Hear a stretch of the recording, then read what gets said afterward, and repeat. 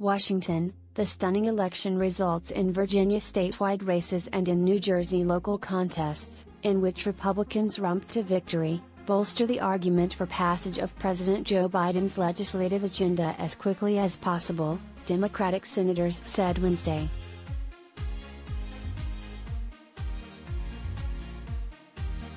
"I think it's an accelerant. It's time for us to go to work," Dick Durbin of Illinois, the number 2 Democrat in the Senate, told reporters on Capitol Hill.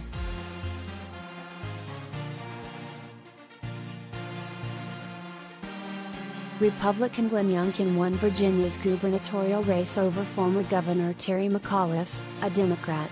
In New Jersey, Republicans took a number of local races, and Democratic Governor Phil Murphy barely squeaked out a win against Republican challenger Jack Ciattarelli on Wednesday.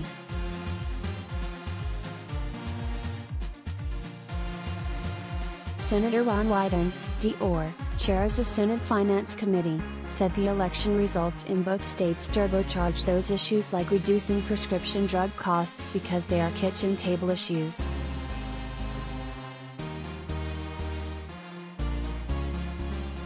Even before voters went to the polls on Tuesday, Democrats were racing to complete the Build Back Better bill, which would expand the social safety net, provide free health care and education, and tackle the threat of climate change.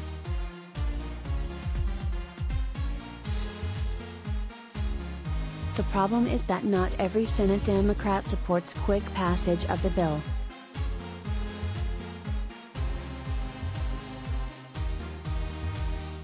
Senator Joe Manchin, D.W., Virginia, one of the centrist holdouts, reiterated on Wednesday that he needs more time to consider the measure, expressing concerns about its impact on inflation and the deficit.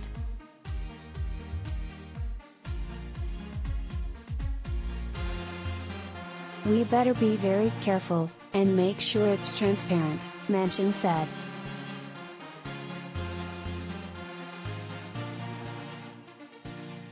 Inter-party disagreements between the House and Senate also delayed work on the legislation, which is expected to cost about $1.75 trillion over 10 years, far short of the initial $3.5 trillion Democrats proposed over the summer.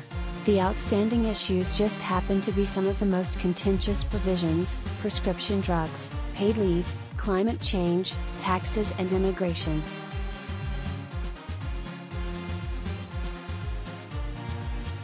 The plan is to pass that measure, alongside the bipartisan $1.2 trillion infrastructure bill the Senate already approved, in the coming weeks.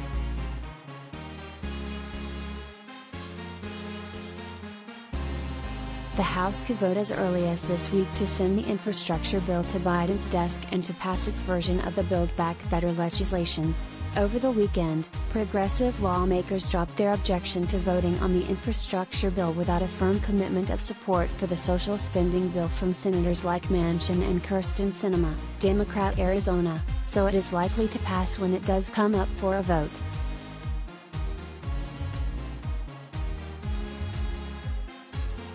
In the Senate, Democrats are hoping to begin voting on the Build Back Better bill as soon as the week of November 15, but that timeline could shift depending on Manchin's position.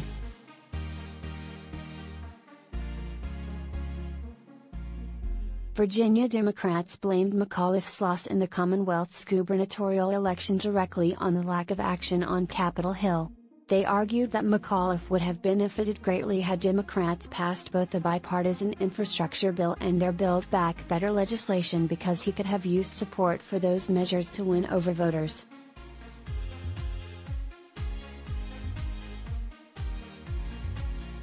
Congressional Dems hurt Terry McAuliffe. "I mean, I'm going to be blunt. It's humbling to say it," Senator Tim Kaine, Democrat Virginia, told reporters on Wednesday.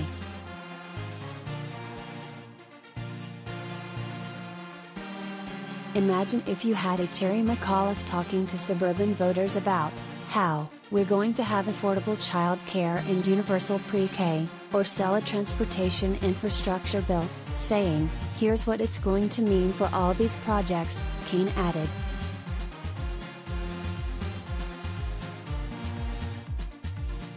but that argument seems a bit overbaked.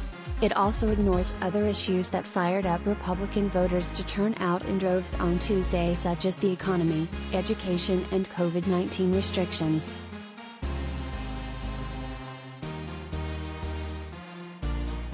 McAuliffe himself had nothing to do with the legislation being written on Capitol Hill. Neither the infrastructure overhaul nor the programs in the Build Back Better legislation will have an immediate impact on voters. Moreover, there was nothing stopping McAuliffe from touting programs such as affordable child care and universal pre-K on the campaign trail. They were part of his campaign platform, after all.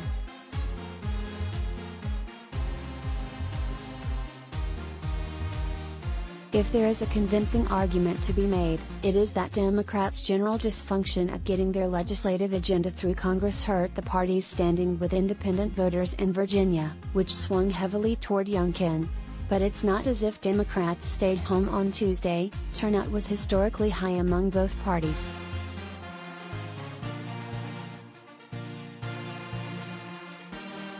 Progressives, meanwhile, had a different theory for why McAuliffe lost on Tuesday. He focused too much on trying to paint Youngkin as a Trump acolyte, rather than on the issues at hand.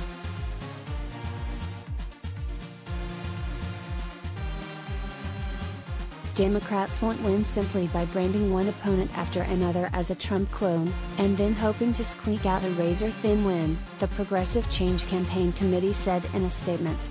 When Democrats fail to run on big ideas or fulfill bold campaign promises, we depress our base while allowing Republicans to use culture wars to hide their real agenda.